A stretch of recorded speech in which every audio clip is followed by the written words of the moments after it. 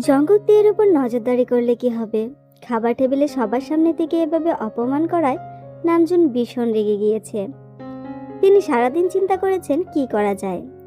তের সাথে জঙ্কুকের এমন পৈশাচিক ব্যবহার দেখে নামজুন মনে মনে এক কঠোর শপথ নিলেন।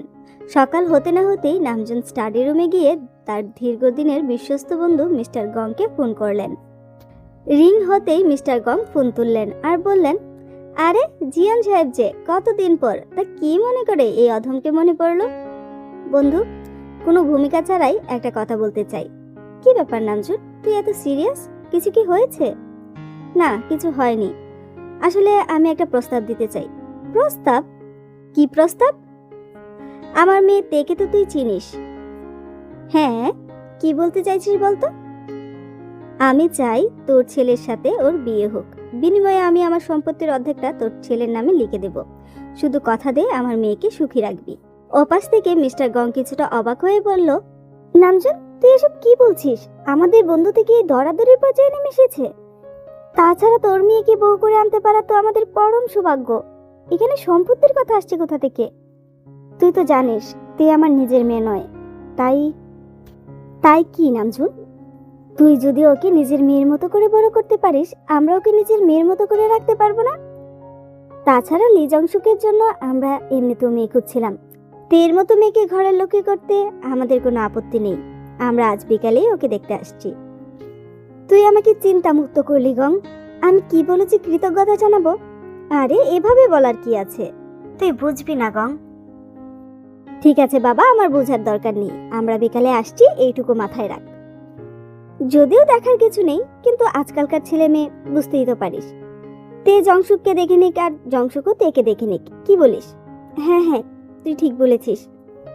বিকালে দেখা হচ্ছে তাহলে, রাখি এখন। ঠিক আছে। নামজুন ফোন রাখতেই জিন ঘরে এলো আর চিন্তিত মুখে বলল, কাকে ফোন করছিলে?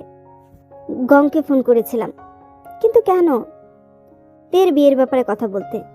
কার সঙ্গে? গংয়ের একমাত্র ছেলে জংশুকের সঙ্গে। খুবই ভালো ছেলে, গত বছর ডাক্তারি পাশ করেছে। সে তো বুঝলাম, কিন্তু কোনো কিন্তু নয় জিন। তেকে বিয়ে দিতে আমার যদি সর্বোচ্চ খোয়াতে হয় আমি তাই করব, কিন্তু তেকে আর কখনো বিন্দুমাত্র অপমানিত হতে দিব না। কি বলেছে জঙ্কুক? তের নাকি কখনো বিয়ে হবে না। আমি ওকে দেখিয়ে দেব তের কত ভালো বিয়ে হয়, আর সেটা আগামী 7 দিনের ভিতরই। তবু একবার তের সাথে কথা বলে নাও। জংশুক খারাপ ছেলে নয়। ঠিক আছে, তুমি যখন বলছো তখন যাও, তেকে ডেকে নিয়ে এসো। জিন এক মুহূর্তও দেরি না করে তেকে ডেকে নিয়ে আসলো। তে বেশ অবাক হলো। পাপা, তুমি আমাকে ডাকছিলে? হ্যাঁ মা, আয় বস। কিছু কি হয়েছে পাপা? না, কিছুই হয়নি। মানে আমরা ভাবছিলাম। এত দ্বিধা করার কি আছে পাপা, তুমি বলো না। মানে তে বলছিলাম, তুই তো আমার বন্ধু গংকে চিনিস। হ্যাঁ পাপা, গং আঙ্কেল। চিনবো না কেন ওনাকে? কি হয়েছে ওনার? কিছুই হয়নি। ও আজ বিকালে আমাদের বাসায় আসবে, তার ছেলে জংশুককে নিয়ে। কি বলছো পাপা? বলছি ওরা তোকে দেখতে আসছে। আমি চাই তোর বিয়েটা যত তাড়াতাড়ি সম্ভব হয়ে যাক। পাপা প্লিজ তে, তুই বানা করিস না।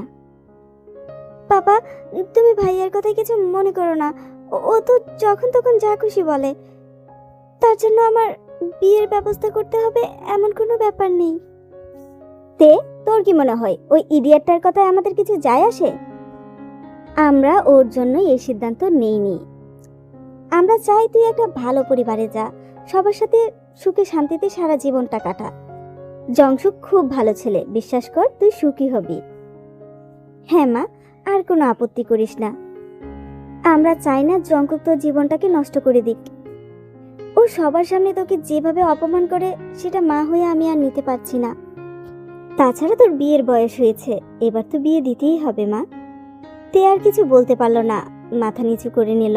সাথে সাথে নামজুন বলল, তাছাড়া তুই এখন মানা করলেও কিছু করার নেই। আমি ওদেরকে কথা দিয়ে দিয়েছি, ওরা বিকালে আসছে।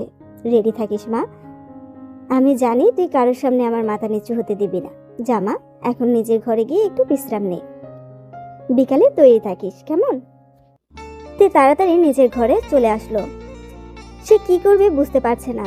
একদিকে জঙ্কুক তাকে এমন অত্যাচার করে, অন্যদিকে তার বাবার সম্মান। সে কোনটা বেছে নেবে বুঝতে পারলো না। আমি যদি এই বিয়েতে রাজি না হই তবে ভাইয়া আমাকে নোংরা অপবাদ দিবে, বাবার সম্মান নষ্ট হবে। আর যদি বিয়েতে রাজি হই তবে হয়তো এই নরক থেকে মুক্তি পাবো। কিন্তু ভাইয়া কি আমাকে অন্য কারোর হতে দেবে? প্রতি রাতের এই স্পর্শগুলো আমাকে কি কখনো শান্তিতে থাকতে দেবে? আমি এখন কি করব? কিভাবে এই বিয়ে ভাঙবো? আর যদি বিয়ে ভাঙিও, ভাইয়া তো আয়ু আপুকে বিয়ে করবে। আমার জন্যই বিয়েটা আটকে আছে। আমার কি বিয়েতে রাজি হওয়া উচিত? অবশেষে নিরুপায় হয়ে নিজের ভাগ্যকে মেনে নিল। বাবার সম্মান বাঁচাতে সে মাথা নিচু করে বিয়েতে রাজি হলো। অন্যদিকে জংশুকের বাসায়। জংশুক, ঘরে আছিস? মা একটু আসবো? এসো মা। নিজের ছেলের ঘরে আসতে তোমার পারমিশন লাগবে? না, তবু তুই বড় হয়েছিস, এখন তোর প্রাইভেসি দরকার। ঠিক আছে, এখন ফর্মালিটি বাদ দিয়ে বলো তো কি বলতে এসেছো? বলছিলাম জংশুক, আমরা খুব সিরিয়াস কোনো বিষয় নিয়ে কথা বলতে এসেছো মনে হচ্ছে। না, তেমন কিছু না। আসলে তোর বাবা বলছিল তোর জন্য একটা মেয়ে। মা প্লিজ, তুমি তো জানো আমার বিয়েতে কোনো ইন্টারেস্ট নেই। কিন্তু কেন জংশুক? ওই ফাজিল মেয়েটার জন্য তুই কেন তোর নিজের জীবনটা নষ্ট করে দিবি? মা প্লিজ, তুমি তো জানোই আমি এই ব্যাপারে কথা বলতে চাই না। না জংশুক, তোকে কথা বলতে হবে। কেন কেন তুই তোর নিজের জীবনটা নষ্ট করে দিচ্ছিস? ব্রেকআপ হয়ে যাওয়া এই যুগের জন্য আহামরি কোনো বিষয় নয়। তোদের ব্রেকআপ হয়েছে 1 বছরের বেশি সময় হয়ে গিয়েছে। ওর যদি ফিরে আসার হতো তাহলে ফিরে আসতো জংশুক। ওর জন্য আর অপেক্ষা করার কোনো মানে হয় না। মা প্লিজ। না, আমি আজ আর থামবো না। তুই আমাদের একমাত্র ছেলে জংশুক, তোকে নিয়ে আমাদের স্বপ্ন আছে, ইচ্ছা আছে। কোনো একটা মেয়ের জন্য আমরা তোর জীবনটা নষ্ট হতে দিতে পারি না। তোর কি আমাদের প্রতি কোনো দায়িত্ব নেই? আমরা আজ বিকেলে মেয়ে দেখতে যাচ্ছি, আর তুইও যাচ্ছিস, এটাই ফাইনাল। আমরা আর তোর কোনো কথা শুনতে চাই না। তোর বাবা কথা দিয়ে দিয়েছেন, এবার যদি তুই না যাস আমাদের মাথা কাটা যাবে। আর তুই নিশ্চয়ই সেটা চাস না। কি হলো, চুপ করে আছিস কেন? কথা বল। ঠিক আছে মা, তোমরা যা ভালো মনে করো তাই করো, আমি যাব।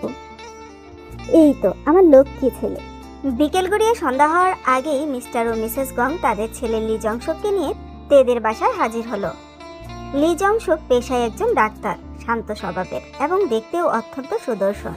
তার চোখে মুখে এক ধরনের স্নিগ্ধতা আছে, যা জংকুকের আগ্রাসী আচরণের ঠিক উল্টো। নিচে সবাই মিলে কথা বলছে, কিন্তু এদিকে ভয়ে তের হাত পা কাঁপছে। সে ভাবছে কি করে সবার সামনে যাবে। আমি এখন কি করব? কিভাবে বোঝাবো সবাইকে আমি এই বিয়ে করতে চাই না? কিন্তু এখন যদি আমি নিচে না যাই পাপার সম্মান নষ্ট হবে। তাছাড়া ভাইয়া আর আমার এই নিষিদ্ধ সম্পর্ক কোনোদিন ঠিক হওয়ার নয়। ও কোনোদিন আমাকে মেনে নেবে না, শুধুমাত্র ব্যবহার করবে। না না না না না না, আমি ভাইয়ার এই লালসার শিকার আর হতে চাই না। আমাকে বিয়েটা করতেই হবে। হ্যাঁ তোকে এই বিয়েটা করতেই হবে। তের কথা শেষ হতে না হতেই জিন ঘরে ঢুকলো। আয় মা, সবাই তোর জন্য অপেক্ষা করছে। মামনি তুমি যাও, আমি আসছি। ড্রয়িং রুমে যখন তেকে নিয়ে আসা হলো তখন পুরো ঘরে এক থমথমে নীরবতা নেমে এলো। তে একটা হালকা নীল রঙের শাড়ি পরেছে, মাথা নিচু করে সে জিনের পাশে এসে বসলো। কিন্তু তে চোখ তুলে তাকাতেই ভয়ে তার হাড় হিম হয়ে গেল, কারণ সে ভেবেছিল জঙ্কুক বাসায় নেই। কিন্তু সে চোখ তুলে তাকাতে দেখলো ড্রয়িং রুমের এক কোণের দেয়ালের সাথে হেলান দিয়ে দাঁড়িয়ে আছে জঙ্কুক। তার চোয়াল শক্ত, চোখের মনিতে এক হিংস্র আগুন জ্বলছে, যা শুধু তেই টের পেল। আরে নামজুন, মেয়ে তো একদম অপ্সরা। আমার ছেলে তো কথাই ভুলে গেছে ওকে দেখে। কি যে বলিস? জংশুক এত ভদ্র যে ও তের দিকে তাকাইনি। আমার মনে হয় ওদেরকে একটু একা কথা বলতে দেওয়া উচিত। একদম ঠিক বলেছিস। কেন ওদের একা কথা বলতে হবে কেন? যা বলার সবার সামনেই বলো। তাছাড়া জংশুককে তো কেউ চোখ বন্ধ করে রাখতে বলেনি, ও চোখ তুলে দেখলেই পারে। জংকুক চুপ করো, তোমাকে এখানে কেউ কথা বলতে বলেনি। আমার সামনে যেহেতু কথা হচ্ছে আমি তো কথা বলবোই বাবা। জংকুক চুপ কর না বাবা। জংশুক এবার মাথা তুলে বলল, সত্যি বলতে, যদি বড়দের অনুমতি থাকে তবে আমি ওনার সাথে একটু আলাদাভাবে কথা বলতে চাই। সাথে সাথেই নামজুন আর জিন রাজি হয়ে গেল। তে মা, যা ওকে উপরে নিয়ে যা। তে ধীরে ধীরে উঠে দাঁড়ালো। তারপর লি জংশুকের সাথে সে পেছনের বারান্দার দিকে এগিয়ে গেল। কিন্তু তে স্পষ্ট অনুভব করতে পারছে পেছন থেকে জঙ্কুকের তীক্ষ্ণ দৃষ্টি তার পিঠে বিঁধছে।